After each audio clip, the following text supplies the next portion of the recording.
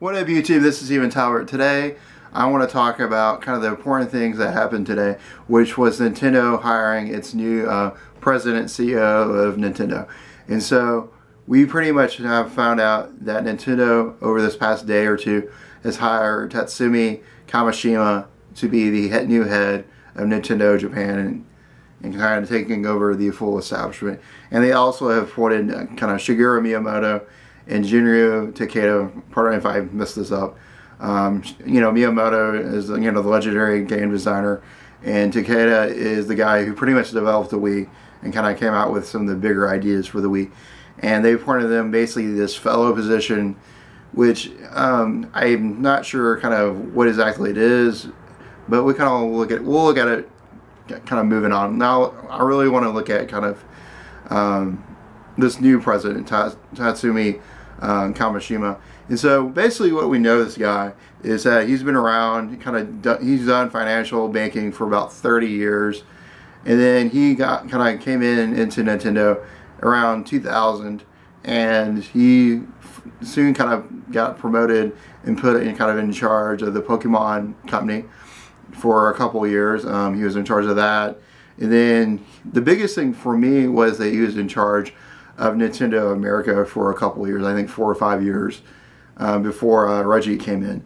And the reason I think this is very important that he's in charge of Nintendo America is we have talked so many times about how Nintendo has not lost contract of kind of the West. Nintendo through the years have made more decisions about Japan, and a lot of their big decisions are more Japanese oriented versus not a really American type base. And so I think this is a big step forward to maybe having a broader opinion, because Kamishima will have a pretty good understanding of how business is done in the West and what they need to do kind of in America, because he spent time here. I think he knows what's big, what sells, and he's made good relationships, hopefully, because Nintendo America is right next to Microsoft.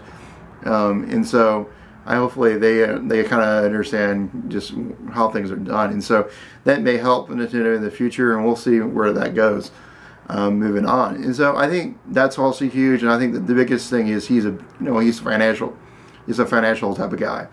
If we look at Iwata, the former president who recently died, we see that he was a game developer and was more like looking more toward the game design and stuff like that, and he not as good at financial. He wasn't really concerned about kind of the financial insight. He was, but he wasn't as more as he should be. I think with Kamishima coming in, he can provide that expertise and help it hopefully Nintendo grow more and more with that. And so we'll see. I think that what we do know, one thing that has been pointed out and that's been circulated is the fact that he is 65 years old. And why is this kind of important? It's the fact that at around 65, for most Nintendo employees, they can actually kind of retire. That's kind of basically retirement age for most of these employees that have worked with them. And I think that means we possibly could see Kamishima possibly retiring at a really not too down the line, so 5 or 6 years. So he'll at least definitely be a part of the NX, and maybe something moving forward. But that is a possibility. They could definitely. This is not kind of the end of it. We'll see maybe a bigger hire in the future, but we're not sure. And so it makes some really interesting things moving forward with Nintendo in terms of their head and what they're going to do with that. I think the other two big announcements was that Takeda and Miyamoto were also granted this new fellow position, which is not really talked about, but they say it's more of their overall kind of part of Nintendo. They're kind of controlling the bigger picture rather than the smaller picture, which means Miyamoto may do less. He probably will still be directing games, but doing less on the grounds work, which is actually a big thing, because they could bring in big talent to maybe hopefully replace or get talent, maybe really good talent, and develop that and not, you know, you don't have to have Miyamoto for everything, which up to this point that you can almost see that happening. And I think that's one thing they almost need to do is let Miyamoto be in this kind of this mentorship type thing, and let Miyamoto help me control with the way Nintendo is going. But you know, I think that's kind of what I think should happen. And then Takeda, who is the mastermind of the Wii, you know, he had that great success early on, and I think combining these two guys and, you know, figuring out a future, and I think these two guys will definitely give advice to the new president and help them out. And so we'll see. I think there's a lot of things up in the air, but I think the future is bright for Nintendo. We'll have to see, you know, where things go from now.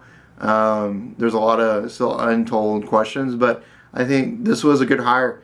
It was I think it's a very conservative hire, because this wasn't like a surprise shot in the dark, but it was you know, I think it is a sound one because there's financial things, which we thought Nintendo's always had problems with, and, you know, kind of a good mix of both worlds.